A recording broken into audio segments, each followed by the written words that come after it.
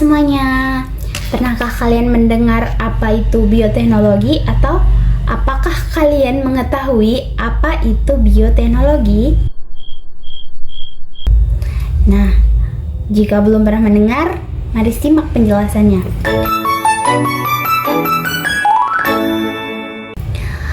Bioteknologi merupakan pemanfaatan makhluk hidup atau bagian dari makhluk hidup untuk menghasilkan produk serta layanan yang bermanfaat bagi manusia.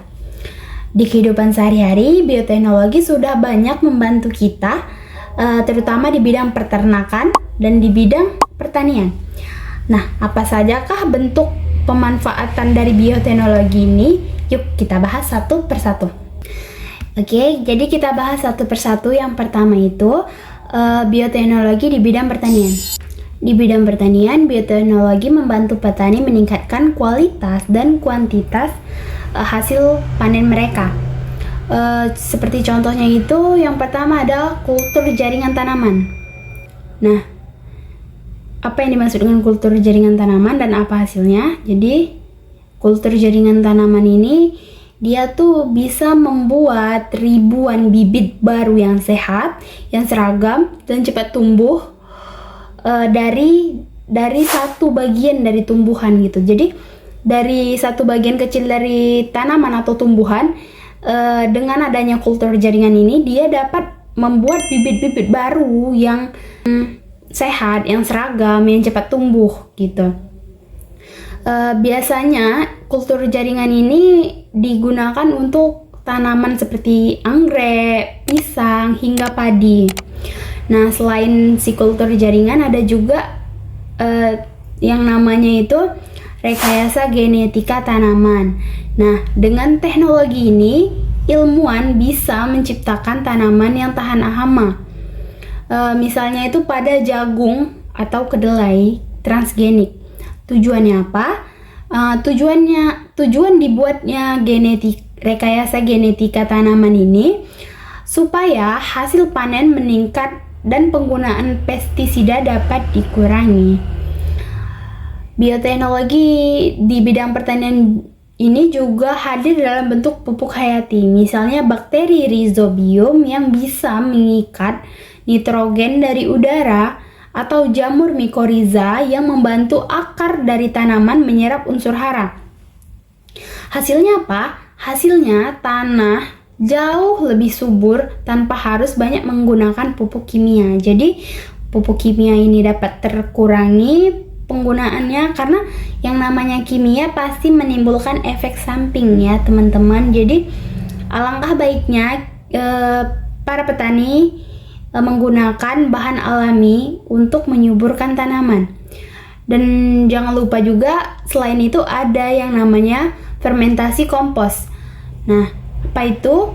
Jadi mikroorganisme bekerja mengurai limbah organik menjadi pupuk alami yang ramah lingkungan. Itulah yang dinamakan fermentasi kompos. Jadi fermentasi kompos ini hasil ulahnya si mikroorganisme yang bekerja sama ini untuk mengurai. Jadi hasilnya menjadi pupuk alami yang ramah lingkungan tanpa bahan kimia. Oke, selanjutnya kita masuk ke dalam bidang bioteknologi bidang peternakan. Nah, salah satu teknologi yang paling sering digunakan dalam bidang ini yaitu inseminasi buatan. Caranya bagaimana? Caranya sperma dari penjantan unggul dimasukkan ke dalam rahim betina. Dengan begitu, keturunan yang dihasilkan itu memiliki kualitas yang lebih baik dan perkawinannya bisa dilakukan secara efisien. Selain itu juga ada yang namanya transfer embrio. Kalau tadi dari penjantan yang unggul, nah sekarang dari betina yang unggul. Jadi transfer embrio ini itu dilakukan dengan cara transfer dari embrio si betina yang unggul ini ke betina lain, supaya bisa menghasilkan banyak keturunan. Di bidang riset kita juga mengenal yang namanya cloning hewan. Contohnya seperti domba Dolly. Walaupun penemuan ini masih kontroversial, tapi teknik ini menunjukkan adanya bioteknologi yang bisa menciptakan hewan yang identik secara genetik. Selain itu, bioteknologi juga digunakan untuk membuat pakan probiotik.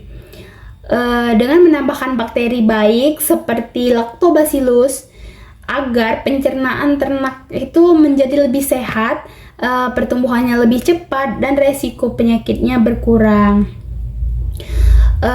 Dan tak kalah penting lagi, ada yang namanya vaksin rekombinan. Vaksin rekombinan ini khusus untuk ternak. Yang vaksin ini itu berguna untuk melindungi hewan dari penyakit berbahaya, misalnya penyakit mulut dan penyakit kuku. Dengan begitu, kesehatan ternak menjadi lebih terjamin.